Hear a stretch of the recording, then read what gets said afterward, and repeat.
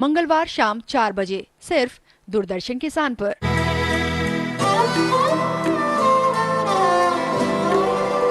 गजल में बंदिशो अल्फाज ही नहीं काफी, गजल में बंदिशो अल्फाज ही नहीं काफी, जिगर का खून भी कुछ चाहिए असल के लिए,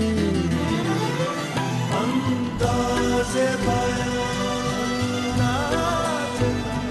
अंदाज़े बयान, अंदाज़े बयान।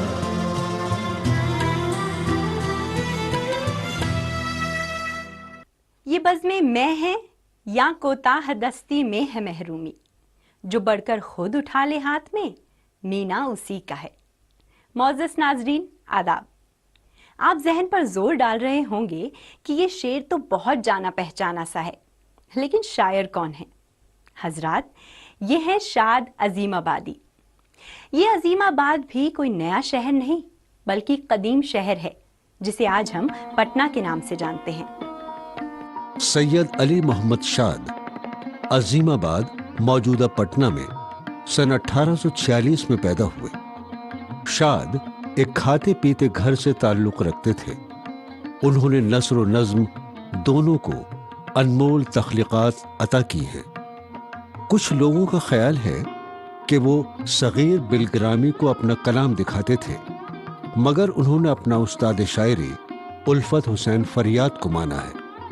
शाद ने मसनवी, गजल, कसीदा, मरसिया और दूसरे असनाफ सुखन में तख्लीक की है, मगर अदबी नज़र से वो अपनी गज़लों के कैफ, घुलावट और असलियत के बाइस मशहूर हुए। मरसिया निगारी में भी उन्होंने बड़ा नाम किया। नक्कादों का ये ख्याल मबनी बर माकूलियत है कि गज़ल के रूबा इन्हितात असर को संभालने में शाद अजीमाबादी का खास हिस्सा है। उन्होंने गज़ल को न सिर्फ संभाला बल्कि उसमें ऐसी रंगीनी और शीरीनी भर दी कि गज़ल फिर से जिंदा हो गई।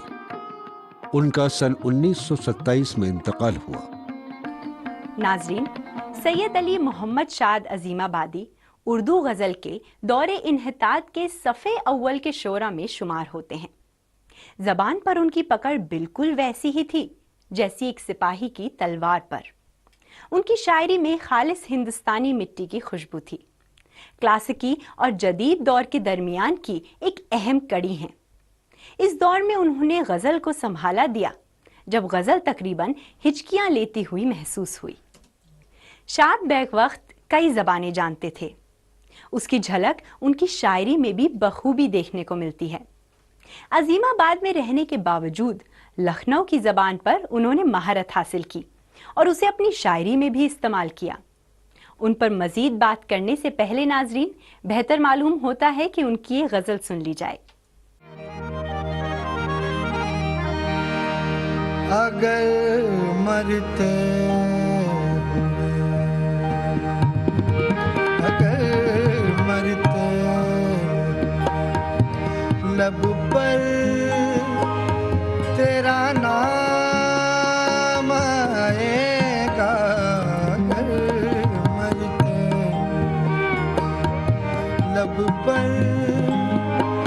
तेरा नाम आएगा, तो मैं मरने से दरगुजरा, तो मैं मरने से दरगुजरा, मेरे किस काम आएगा, अगर मरते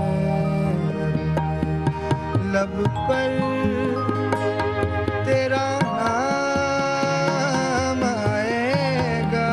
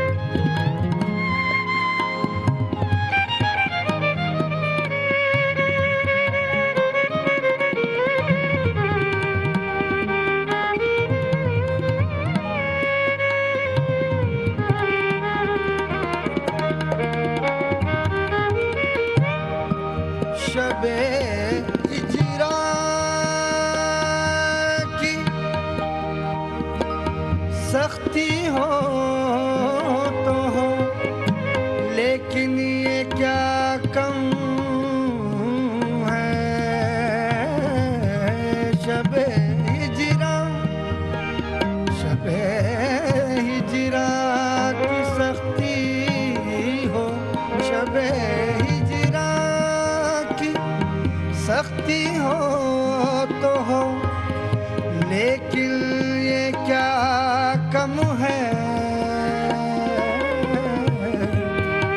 के लब पर रात, हाँ के लब पर रात रह रह के तेरा नाम आएगा, के लब पर रात रह रह के तेरा नाम आएगा, तो मैं मरने से दर गुजरा मेरे किस काम आएगा अगर मरते।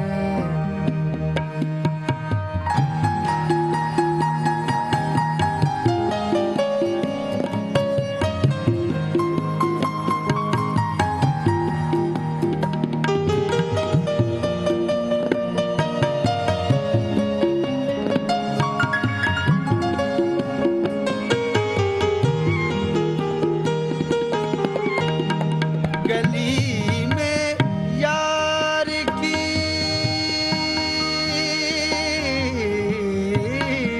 गली में यार की है शाद, सब मुश्ताक बैठे हैं। गली में यार की,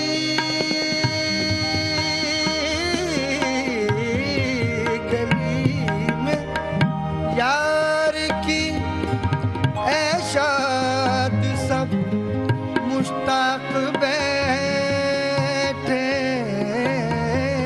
हैं। गली में यार की ऐशात सब मुश्ताक बैठे हैं। खुदा जाने, खुदा जाने, खुदा जाने, खुदा जाने वहाँ से हुक्म किसके नाम आएगा, खुदा जाने वहाँ से हुक्म किसके नाम आएगा, तो मैं मरने से दर गुजरा मेरे किस काम आएगा अगर मर गए। लब पर तेरा नाम आएगा अगर मरते।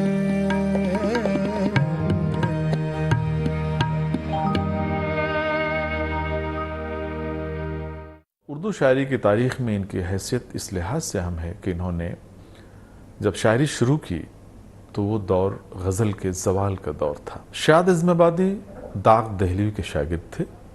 जाहिर है कि उस्ताद की शायरी का असर भी उनकी शायरी पर मौजूद है। उनकी ज़बान पे, उनकी डिक्शन पे उस शायरी के असरात देखे जा सकते हैं। चूँकि वो दौर एक बड़ी तहज़ीब के मिटने का दौर था और नई तहज़ीब के नक़ूश भी नुमायाँ हो रहे थे, उस उबूरी दौर में जाहिर है कि शाद की शायरी में उस अहद की कैफियत, उस अहद के हालात का भी काफ़ी कुछ रंग हमें मिलता है शाद की शायरी में। शाद अज़ीमाबादी को उर्दू गज़ल में जो मुकाम हासिल है वो उस दौर के किसी दूसरे शायर को नहीं। ख़ास तौर से गज़ल, मसनवी, मरसिया, क़तात, रुबाइयात और नज़्म तहरीर की। शाद को ज़िंदगी में इत्मीनान नहीं मिला। यही वजह है कि शाद की गज़लें दौरे इन्हिताद में गज़ल की रवायत को संभाला देने का काम करती हैं। मिसाल के तौर पर नाजरीन ये गज़ल मुलाहिज़ा फरमाइए। शबे गम हम हैं और शबे गम हम हैं और बातें दिले नाका मुझसे शबे गम हम हैं और बातें दिले से सोते हैं नामे खुदा, सोते हैं नामे खुदा।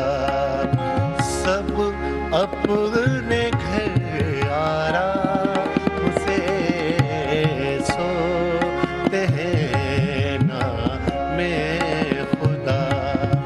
सब अपने घर आराम से ऐ शबे गम हम हैं और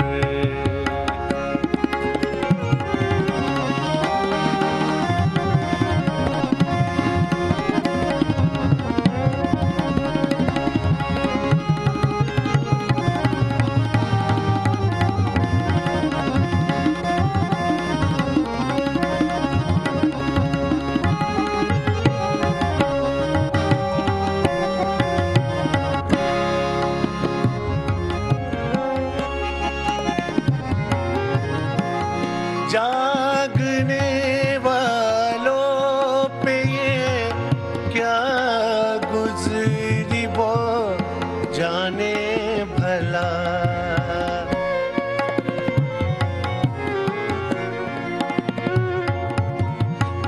जागने वालों पे क्या गुजरी वो जाने क्या भला। सो रहे हैं जाके बिस्तर, सो रहे हैं जाके बिस्तर पर जो अपने शाम से सो रहे हैं जाके बिस्तर पर जो अपने शाम से ऐ शबे गम हम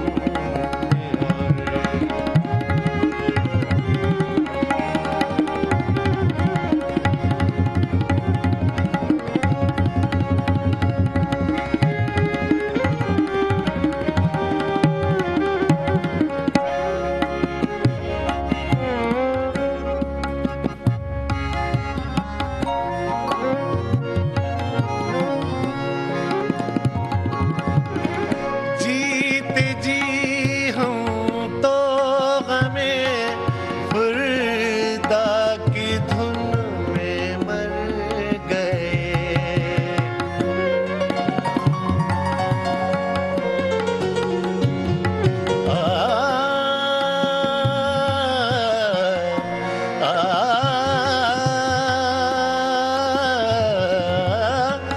जीते जी हम तो गमे फुर्दा की धूम में मर गए।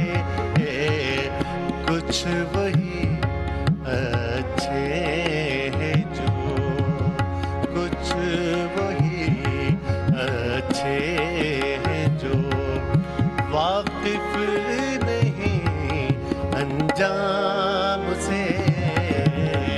कुछ वही अच्छे हैं जो वाकिफ नहीं अंजाम से। ऐ शबे गम हम हैं और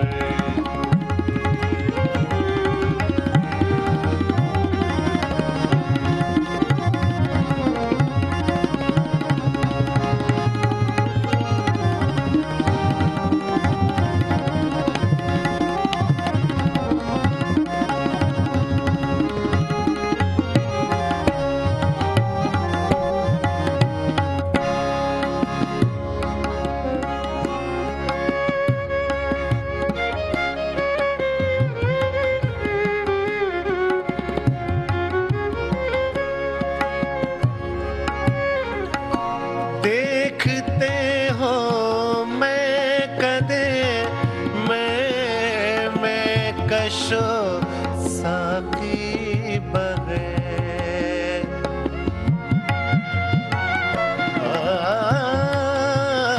देखते हो मैं कशो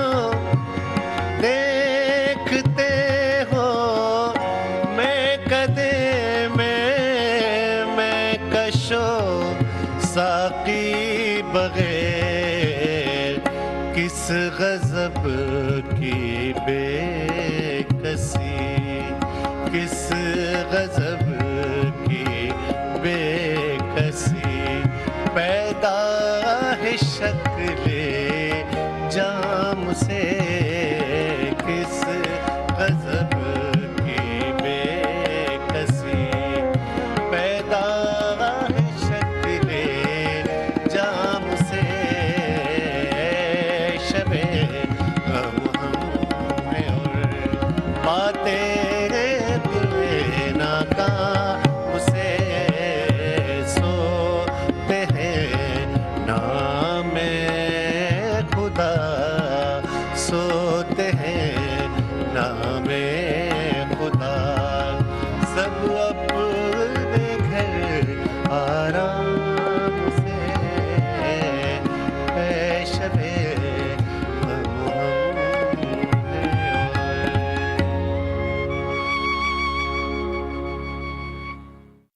शाद के ज़माने में गज़ल ने एक रिवायती अंदाज इख्तियार कर लिया था।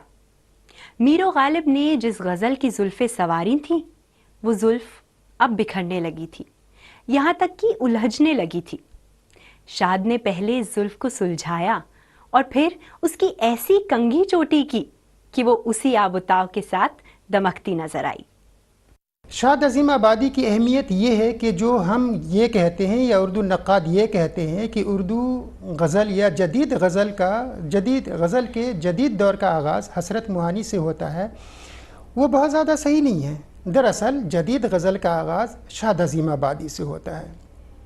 जो जदीद तसव्वुर थे, ख़यालात तसव्वुरात थे, नए ख़यालात थे, किस तरह से ज़माना महबूब के तसव्वुर को बदल रहा है, शायरी की रिवायत को बदल रहा है, फॉर्मेट में थोड़ी बहुत तब्दीली लाने की कोशिश कर रहा है, वो दरअसल शाद अज़ीम आबादी से होती है।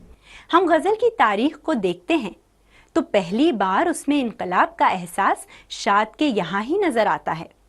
नाज़रीन, अगली गज़ल पेश करने के लिए अपने फ़नकार को शाद के इस शेर के साथ ही मदु करना चाहूँगी। जब अहले होश कहते हैं अफसाना आपका, हंसता है देख देख के दीवाना आपका।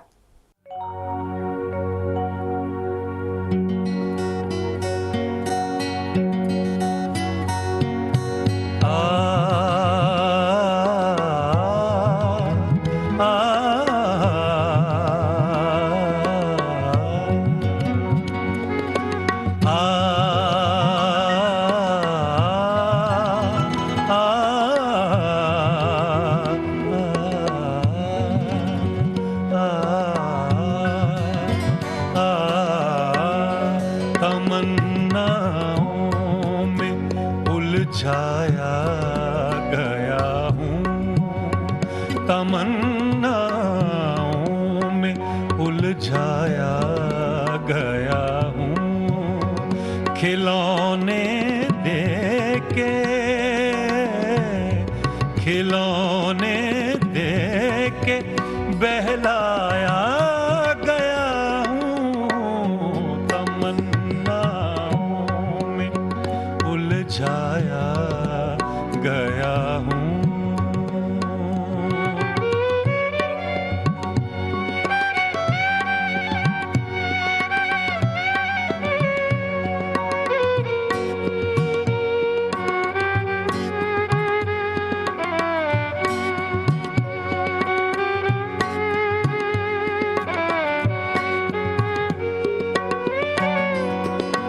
इस कूचे के हर जर्रे से आगाह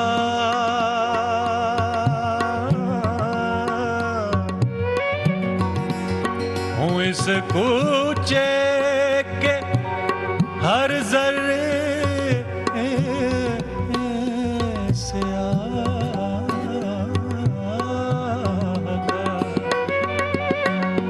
हूँ, इस कूचे के हर जर्रे से आगाह हूँ, इस कूचे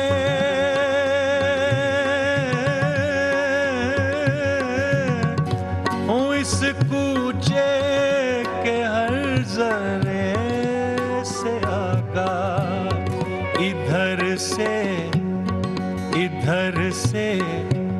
मुद्दतों आया गया हूँ, इधर से मुद्दतों आया गया हूँ, खिलौने दे के, खिलौने दे के बहकाया गया हूँ, तमन्नाओं में उलझाया गया हूँ।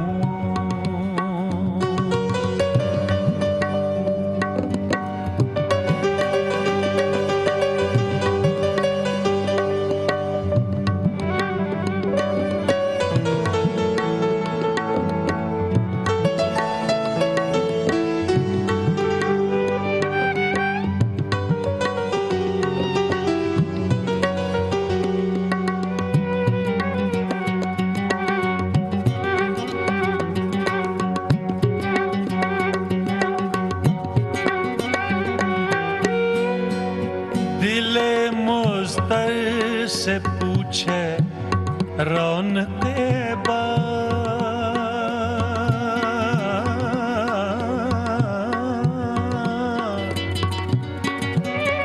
दिले मुस्तर से पूछ पूछ पूछ पूछ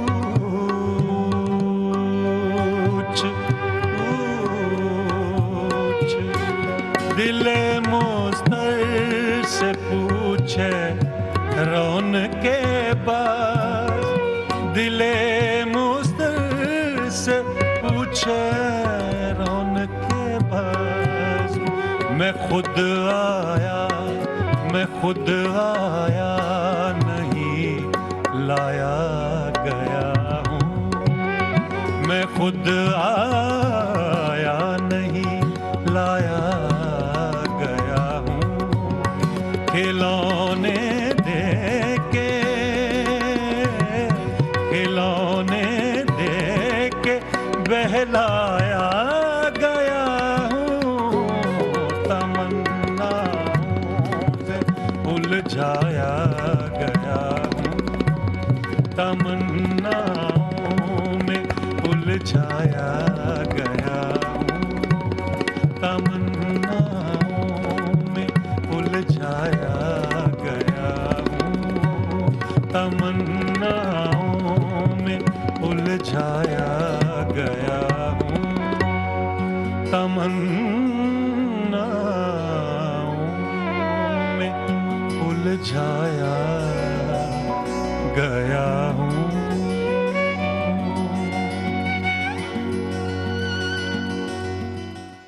शाद का ज़माना दरअसल बहलने और बहलाने का ही है। इसी दौर में शाद की रहनुमाई में गज़ल ने नए नए मौज़ूआत को पेश किया। उन मौज़ूआत को पेश करने का अंदाज़ बदला, पुराने लफ्ज़ ने नए मायने इख्तियार किए, शायरी की अलामत बदली, साथ ही साथ पुरानी अलामत ने एक नए मायने इख्तियार किए। यहाँ तक कि गज़ल की लफ्ज़ियात तक में तब्दीलियाँ आईं, और इस तब्दीली को शाद ने जिस खूबी से बरता, ये उन्हीं का हिस्सा है। कदरे हुनर थी जिनसे वो अहले हुनर गए, ये दौर और हैं वो ज़माने गुजर गए। और हकीकत भी यही है नाजरीन कि शाद के बाद दूसरा शाद तो क्या, उसके आसपास भी कोई दिखाई नहीं देता। यही वजह है कि उनके बाद उस अंदाज से गज़ल को बरतने वाला दिखाई नहीं दिया। उसी तरह से उनकी शायरी में आप देखेंगे कि जो लफ्ज़ियात, जो डिक्शन का जो इस्तेमाल उन्होंने जिस तरह से किया है, जो इंतखाब किया है, उसमें क्लासिकी जो पुट है, जो आहंग है, वो पूरी तरह से गालिब है। यानी शाद ने क्लासिकी शायरी के उन तमाम असरात को अपनी गज़ल गोई में समेटने की कोशिश की है और तग़ज़्ज़ुल के उस आहंग को अपनी गज़लों की इम्तियाज़ी सिफत उन्होंने बना दिया है। वो जाहिर है कि वो उस अहद में, शाद के अहद में किसी दूसरे शायर के यहाँ गज़ल का वो रंग आपको नुमाया तौर पर नहीं मिलता। यानी शाद ने गज़ल गोई को एक सहारा दिया। उर्दू में गज़ल गोई के उस ज़वाल के अहद में गज़ल को अपनी तबाज़माही का मरकज़ बना करके गज़ल को एक ख़ास समतता की, एक ख़ास तरह का इस्तेहकाम उसको अता किया उस रवायत को, और उसी रवायत पर आगे चल कर के आप देखेंगे कि फ़ानी, जिगर और दूसरे जो शोरा हैं, हजरत, ये सब कहीं न कहीं उसी रिवायत की तौसी करते हुए नज़र आते हैं और गज़ल को नए सिरे से इस्टेब्लिश करने में इन शोरा का जो कंट्रीब्यूशन है उसका सिलसिला हमें शाद अज़ीमाबादी के यहाँ से ही मिलना शुरू हो जाता है। ढूंढोगे अगर मुल्कों मुल्कों, मिलने के नहीं नायाब हैं हम, ताबीर है जिसकी हसरतो गम, ए हम नफ्सो वो ख्वाब हैं हम। उनकी तमाम किताबें उनकी हयात में शाये हो चुकी थी, मगर गज़लों का दीवान नगमाए इल्हाम उनकी वफ़ात के बाद सामने आया। उनकी खुदनविश्त, सरगुज़िश्त और दूसरे कई मजमूए भी छप चुके हैं। उनके बहुत से नज़रियात से इख्तलाफ राय रखने के बावजूद तमाम नक़ादों ने उन्हें उनके दौर का अजीम शायर माना है। खुद चल उसी कूचे में चलना है जो पाए तलब, वहाँ कोई खुद हाथ पकड़कर नहीं ले जाने का। नाजरीन, ये थे शाद अज़ीमाबादी, जिनके कलाम से आज आप ज़रूर शाद हुए होंगे। अंदाज़े बयां की अगली महफिल में एक और शायर और उनके कलाम के साथ मैं सरवत ज़हरा ज़रूर हाजिर होंगी। तब तक के लिए खुदा हाफ़िज़।